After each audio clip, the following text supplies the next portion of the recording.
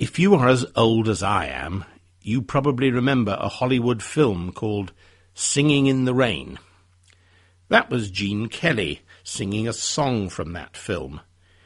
In the film, he was indeed singing in the rain, and dancing in the rain as well, and fooling around with an umbrella in the rain.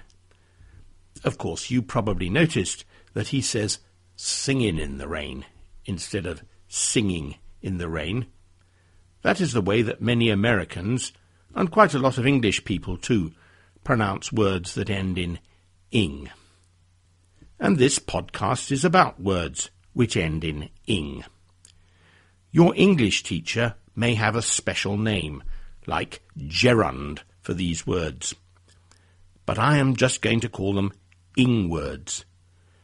You can make an ing word by adding the letters ing to the end of any English verb.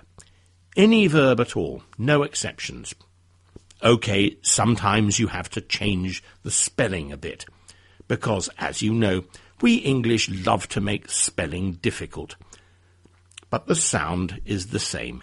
Ing, or in, if you are Gene Kelly. Go on, make a few ing words now, while I'm talking. Yes, talking, that's an ing word. So are running, jumping, standing, sleeping, reading, eating, and so on. So, now we have some ing words. What can we do with them? The exciting answer to this question is that we can do almost anything with an ing word. We can use it as an adjective, for example. If we see a child who is asleep, we can call her a sleeping child. If we see a baby who is crying, we can call it a crying baby. If we see a car that is going too fast, we can call it a speeding car. And if you want to swim, you go to a swimming pool. We can also use our ing word as a noun. We can say, for example, I like reading, or I think that spelling is very difficult. Reading is a noun. It is the name of the thing that I do when I read a book or a newspaper.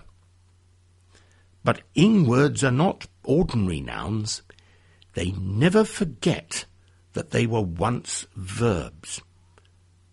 What do I mean by that? Well, think about these sentences. I like reading, and I read books. We can combine these sentences like this. I like reading books. So, can you see that reading is a bit like a verb? Just like the verb read, you can put the word books after it to say what you like reading. We can also say, I like reading books slowly. We can add the word slowly to explain how we read. The third way we can use our ing words is to make continuous verbs. Continuous verbs are very special to English. I do not know of another language which has them, but please put a comment on the website if you think that I am wrong. We use continuous verbs when we want to explain that something is happening right now. If I say, I swim, what does that mean? It means I can swim. Perhaps I go to the swimming pool every day. But if I say, I am swimming, it means that I swim now, as I'm talking to you. Think about a child in a swimming pool, learning to swim.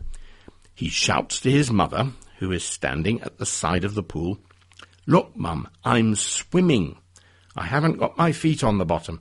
I am really swimming. And when Gene Kelly sings that he is singing in the rain, he does not mean that he sometimes sings when it rains.